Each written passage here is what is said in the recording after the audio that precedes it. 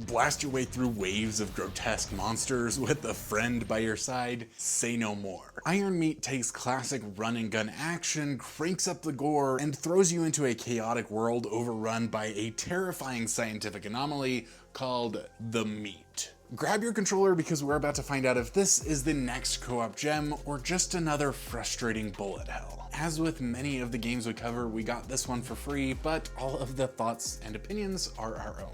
You play as a soldier running through 2D side-scrolling levels, battling hordes of grotesque, fleshy monsters infected by the Meat. The game nails its aesthetic, delivering a gory yet fun visual style without crossing into overly gross or M-rated territory. In addition to its classic pixel art style, there are also some animated cutscenes mixed in throughout the game that were pretty fun to watch. The levels are straightforward and filled with a variety of enemies. You'll be dodging projectiles, jumping past hazards, and blasting through waves of creatures as you push forward. Every level ends with a boss fight. Each boss has multiple phases. This helps to keep the fights dynamic and interesting. And there are power-ups scattered throughout each level that make you feel like a total beast, but you'll want to be careful because dying means you'll lose the power-up. Speaking of dying, Iron Meat is tough. Each hit costs a life, and once you're out, you'll be right back to the beginning of that level, making your way through again. There are, of course, difficulty settings, and we found the game most enjoyable for us noobs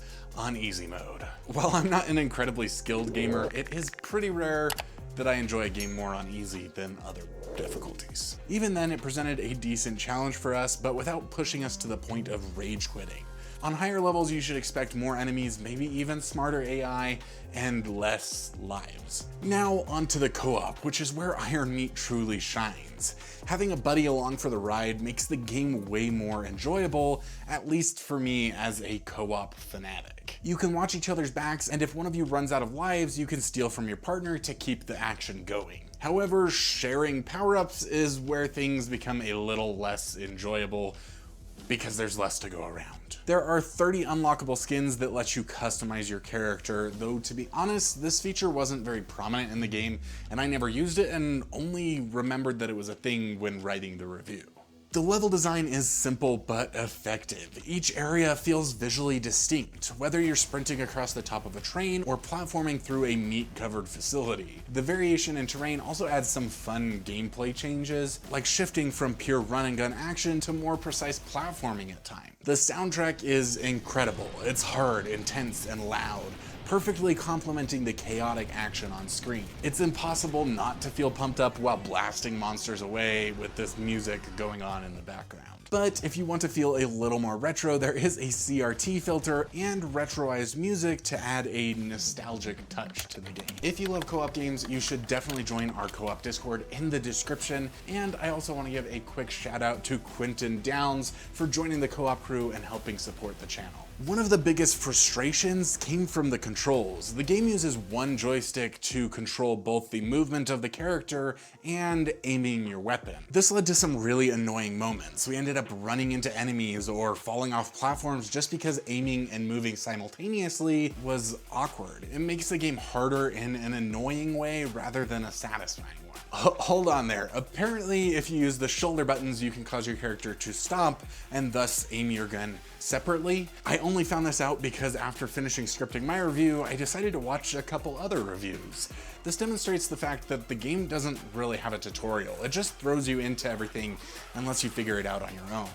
My brother and I never figured out that we could stop and aim individually from moving. There was another time near the end of the game when for the first time we had to jump down a level to avoid a saw blade of some sort, and while it came instinctively to me, I had to describe to my brother how he needed to do it. This, along with the fact that you could also have two guns at once and swap between them, another feature that we never learned about, is an example why a tutorial might have been helpful.